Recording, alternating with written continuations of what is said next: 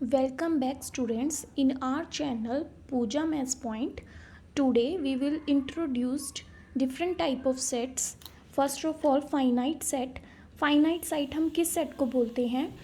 If the element of a set are finite in numbers, जब किसी भी set के जो एलिमेंट्स होते हैं वो जो एलिमेंट्स होते हैं वो फाइनाइट होते हैं नंबर में, यानी कि जो उसके एलिमेंट्स होते हैं जैसे 1 2 3 4 5 है, ये फाइनाइट है, हम इनको काउंट कर सकते हैं, तो ये एक फाइनाइट सेट होगा।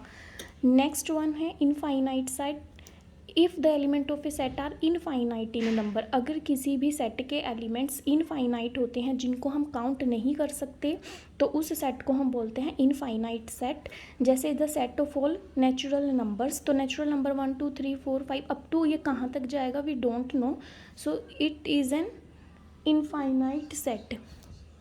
Next singleton set.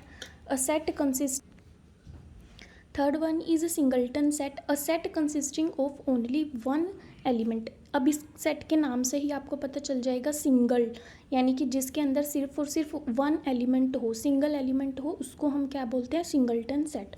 For example हमारे पास एक सेट है, इसमें एक्स सच दैट, कल बताया था ये जो दो डॉट हैं ये इसको हम कैसे बोलते हैं? सच दैट, ये डिनोट करते हैं सच दैट को, तो x such that 11 less than x less than 13। तो यहाँ पर कोई इक्वल का साइन नहीं है, तो इसके अंदर जो एक्स एलिमेंट है वो एलिमेंट 11 एंड 13 के बीच में है। 11 उसमें नहीं आएगा, ना ही 13 आएगा, क्योंकि इक्वल का साइन उसमें नहीं है।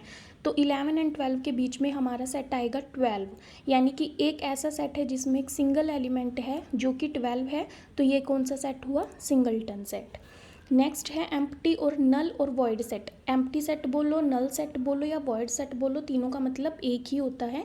A set consisting of no element, अगर कोई एक ऐसा सेट है जिसके अंदर कोई भी एलिमेंट नहीं है तो उसको हम एम्प्टी सेट बोलेंगे, नल सेट बोलेंगे या वॉइड सेट। तीनों में से आप जो चाहो वो तीनों का मतलब एक ही है, एम्प्टी, नल एंड वॉइड।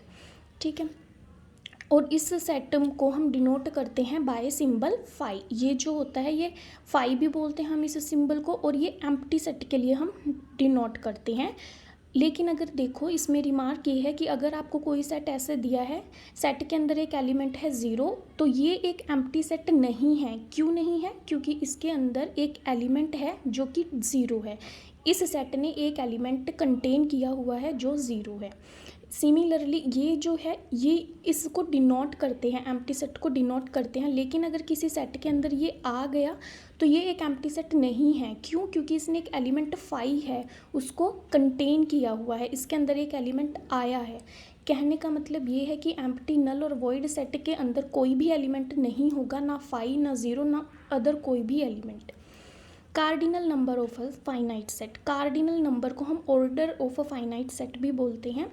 और the number of elements, order किसी भी सेट का, फाइनाइट सेट का या कार्डिनल नंबर, तो जाहिर सी बात है वो फाइनाइट सेट के ही होंगे, क्योंकि हमें इनफाइनाइट सेट के एलिमेंट्स का तो पता ही नहीं होता कि कितने एलिमेंट्स उसके हैं, तभी तो वो इनफाइनाइट सेट है। फाइनाइट सेट के एलिमेंट्स को हम काउंट कर सकते हैं, तो इसीलिए ऑर्डर भी और कार्डिनल नंबर भी हम फाइनाइट सेट का ही लेते हैं। The number of elements in finite set, जितने भी नंबर एलिमेंट्स के होते हैं वो हम कार्डिनल नंबर होते हैं। फॉर एग्ज़ाम्पल अगर हमारे पास, उससे पहले देखो कि इसको हम डिनोट करते हैं एन ऑफ ए से, order of a finite set या फिर cardinal number of a finite set.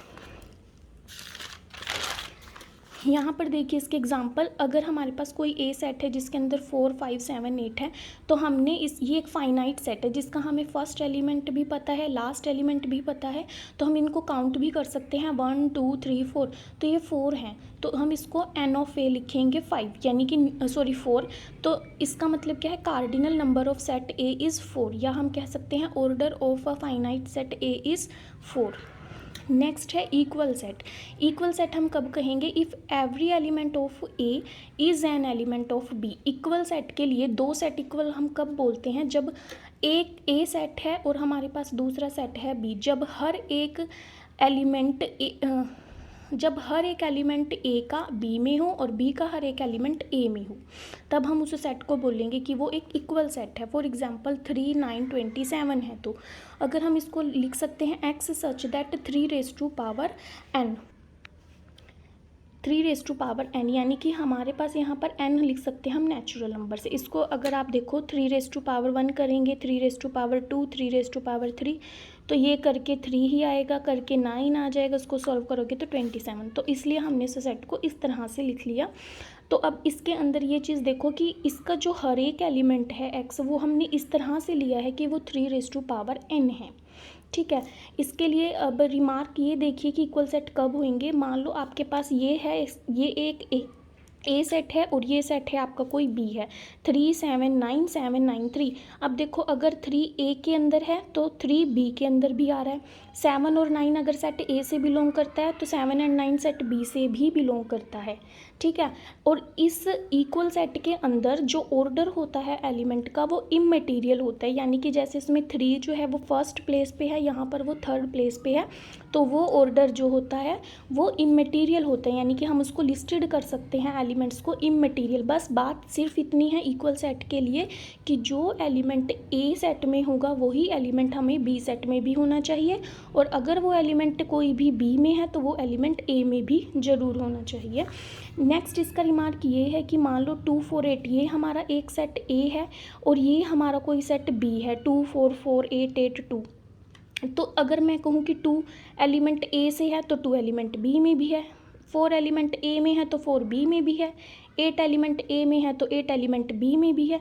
लेकिन इसमें जो ये रिपीट हो रही हैं तब भी हम इसको कहेंगे कि ये इक्वल सेट है। क्यों कहेंगे इक्वल सेट है? बिकॉज जो इसके रिपीटिशन होती हैं एलिमेंट्स की वो भी इमटेरियल होती है, यानी कि हम कहेंगे अगर मैं इसका कोई भी 4 उठाऊँ, चाहे फर्स्ट वाला चाहे सेकंड वाला, तो वो 4 बिलोंग्स टू बी है तो 4 ए में भी तो है, यानी कि हम एलिमेंट्स को रिपीट कर सकते हैं। ऑर्डर दोनों सेट का अलग अलग हो सकता है, लेकिन जो है ये दोनों सेट जो है इक्वल तभी होंगे जब हर एक एलिमेंट ए का बी में मिले और हर एक एलिमेंट बी का ए में मिले। Equivalent set, next one is equivalent. Equivalent set, 2 finite set ए और बी को हम इक्विवेलेंट सेट तब कहते हैं जब दोनों सेट के ऑर्डर इक्वल हों। फॉर एग्जांपल अगर मान लो हमने ए सेट लिया है ये 1 2 3 4 और बी सेट लिया है x y z t, तो अभी मैंने बताया कि ऑर्डर ऑफ सेट ए हम कैसे करते हैं, नंबर ऑफ एलिमेंट्स। तो नंबर ऑफ एलिमेंट्स इसमें 4 हैं तो order of set A is 4, और बी सेट में नंबर ऑफ एलिमेंट जो हैं 4 हैं तो ऑर्डर ऑफ सेट बी भी 4 है। तो दोनों का ऑर्डर सेम होने की वजह से हम कहेंगे कि सेट ए और बी जो है इक्विवेलेंट सेट है, और हम इसको ऐसे लिखते हैं ए इक्विवेलेंट बी।